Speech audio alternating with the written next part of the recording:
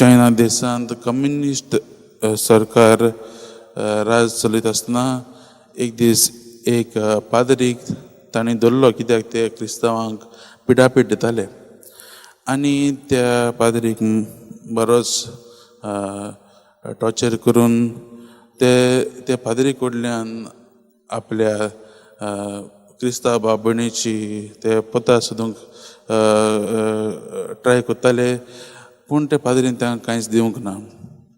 आनी दुसरे दिसा जेन्ना त्या पाद्रीक कोर्टांत व्हेलो मुखार आनीक इन्वेस्टिगेशन करूंक, तो पाद्री जेन्ना कोर्टांत भोंवता तो थंय पळयल्ले आपल्या आवयक पळोवन तो आख्खोच अजाप जाता, कित्याक ताची आवय त्या कोर्टांत आसली, आख्खी पिंजलेले कापडां घालून, आनी कापडां सगळीं रोगतान भरलेलीं, आनी हातीक पांयांक सांकड्यो बांदलेल्यो आसल्यो.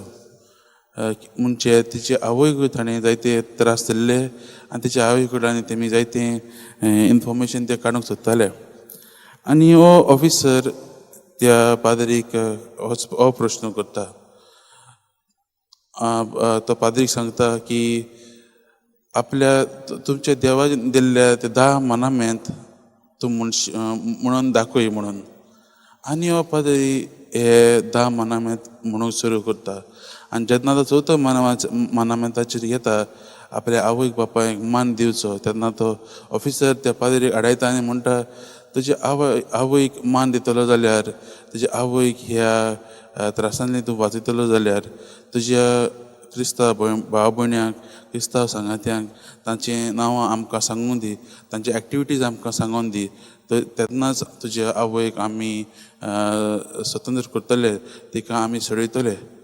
आनी हो पाद्री मोगाच्या भावान भयणो आख्खोच कन्फ्यूज जाता, घुस्पता कितें करचें काय म्हणून. आनी तो आपल्या आवय लागीं विचारता, माय हांवें कितें करचें?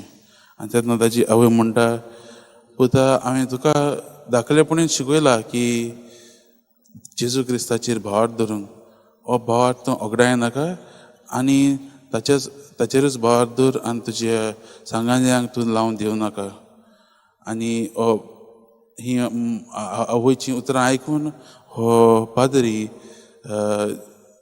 देवाचेर, जेजूचेर तो भावार्थ आवयन दिल्लो तो ताका तो पयलो जागयता.